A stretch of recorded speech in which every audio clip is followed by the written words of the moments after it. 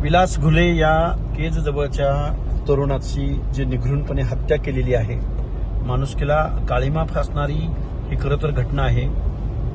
या घटनेला आज 4-5 दिवस पूर्ण होत आलेले आहेत।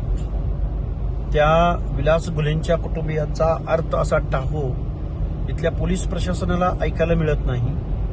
बीडचं पोलीस स्टेशन नक्की कुणाच्या दबावात काम करतंय का, अशी शंका घेण्याची वेळ आज निर्माण झालेली आहे।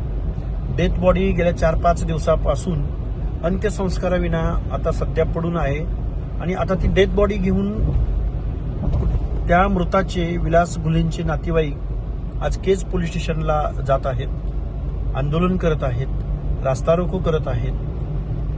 माझं महाराष्ट्र शासनाला आणि टोटल विधानसभेला आव्हान आहे की आपल्या पोलीस प्रशासनाचा इथल्या गुन्हेगारावरती धाक उरला नाही का?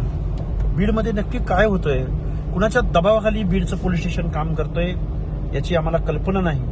तेव्हा या मृत कुटुंबियांच्या वतीनं आंदोलन केलं जात आहे। या आंदोलनामध्ये सहभागी होण्यासाठी मी सध्या केजला रवाना होत आहे आणि त्यांच्या या आंदोलनामध्ये सहभागी होत आहे। शासनाचा निषेध व्यक्त करतोय आणि बघ्याची भूमिका घेतलेल्या पोलीस डिपार्टमेंटचा मी निषेध व्यक्त करतोय आणि मी त्या आंदोलनात सहभागी व्हायला केजमध्ये पोहोचतोय।